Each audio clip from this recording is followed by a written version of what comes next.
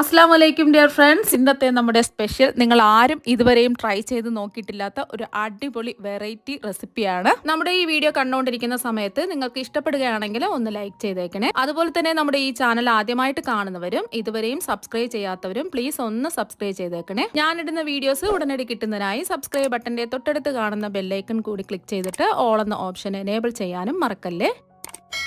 ആദ്യം തന്നെ ഒരു മിക്സിയിലെ ചെറിയ ജാറിലേക്ക് 250 ml കപ്പിന് ഒരു 1/4 കപ്പ് റവ ഇട്ട് കൊടുക്കാം. വറുത്തതോ വറുക്കാത്തതോ ഏത് റവ വേണമെങ്കിലും എടുക്കാവുന്നതാണ്. 3 ടേബിൾ സ്പൂൺ റവയാണ് ഇട്ട് കൊടുത്തിട്ടുള്ളത്. ഇനി ഇതിലേക്ക് 250 ml കപ്പിന് 1 കപ്പ് ഗോതമ്പ് പൊടി ഇട്ട് കൊടുക്കാം.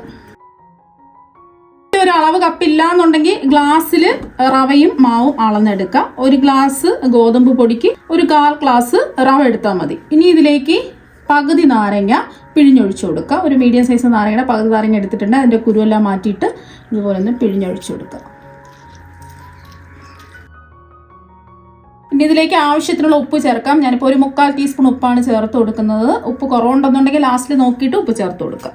നമുക്ക് ഇതെല്ലാം കൂടിയിട്ട് ഒന്ന് അരച്ചെടുക്കണം. അതിന് വേണ്ടിയിട്ട് ആവശ്യത്തിനുള്ള വെള്ളം ഒഴിച്ചു കൊടുക്കാം. നമ്മൾ ഏത് കപ്പിലാണോ മാവ് അളന്നെടുത്തിട്ടുള്ളത് അതിൽ 1 കപ്പ് വെള്ളം എടുത്തിട്ടുണ്ട്. ഒരു പകുതി കപ്പ് വെള്ളം ഒഴിച്ചു കൊടുക്കാം. 1/2 കപ്പ് വെള്ളം ഒഴിച്ചു കൊടുത്തു. എന്നിട്ട് ഒന്ന് അരച്ചെടുക്കാം. വേണമെന്നുണ്ടെങ്കിൽ കുറച്ച് വെള്ളം ഒഴിച്ചിട്ട് നമ്മൾ ഇഡ്ഡലിക്കൊക്കെ അരച്ചെടുക്കല്ലേ ആ ഒരു പരുവത്തിന് കുറച്ച് കട്ടിക്ക് അരച്ചെടുക്കാം. ഇപ്പോൾ അതാ അരച്ചെടുത്തിട്ടുണ്ട്. അപ്പോൾ ഞാനെടുത്ത 1 കപ്പ് വെള്ളം മുഴുവനും ഒഴിച്ചു കൊടുത്തിട്ടാണ് ഇതുപോലെ അരച്ചെടുത്തിട്ടുള്ളത്. ഇനി ഇതൊരു ബൗളിൽ മാറ്റാം. ഇപ്പോൾ ഒരു സ്പൂൺ വെച്ചിട്ട് ഒന്ന് മിക്സ് ചെയ്യാം. അപ്പോൾ അത് കുറച്ച് കട്ടിക്കാണിരിക്കുന്നത് 1 ടേബിൾ സ്പൂൺ വെള്ളം കൂടി ഒഴിച്ചു കൊടുക്കാം. ഒരുപാട് അങ്ങ് ലൂസായി പോകരുത്. ഇതുപോലെ കൈ വെച്ചിട്ടോ സ്പൂൺ വെച്ചിട്ടോ നന്നായിട്ടൊന്ന് മിക്സ് ചെയ്തെടുക്കുക. ഈ ഒരു സമയം ഉപ്പൊക്കെ ഉണ്ടോ എന്ന് ചെക്ക് ചെയ്ത് നോക്കുക. ആവശ്യമെങ്കിൽ ഉപ്പ് ചേർത്ത് കൊടുക്കുക. വെള്ളം ഒഴിച്ചെടുത്തതിന് ശേഷം നന്നായിട്ട് മിക്സ് ചെയ്തെടുത്തു. ഇത്രയും മതി.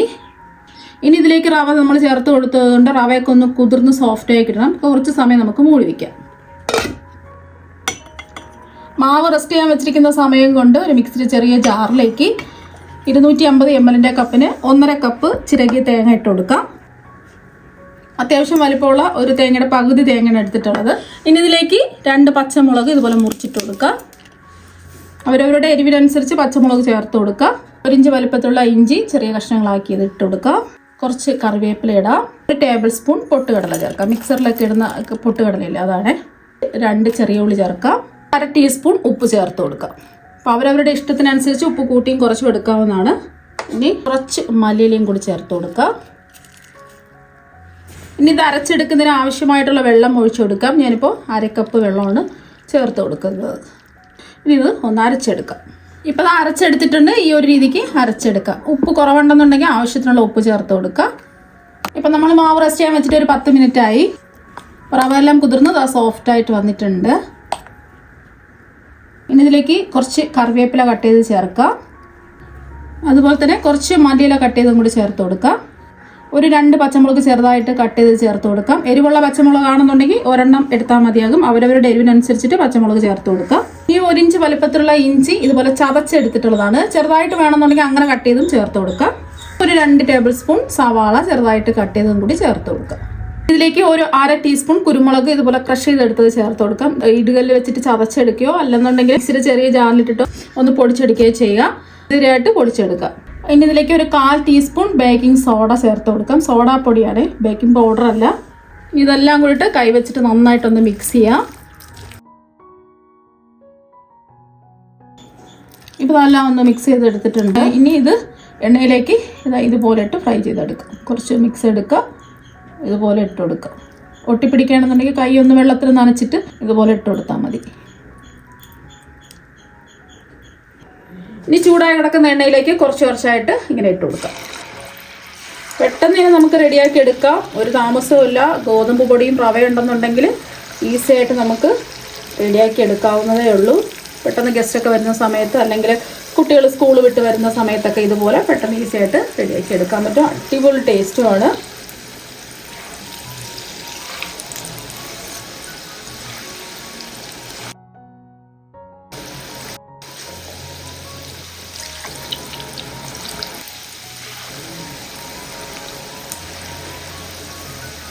അപ്പം 2 വശവും നല്ലതുപോലെ ഒന്ന് മൊരിഞ്ഞ് ഒരു ഗോൾഡൻ നിറാവണം.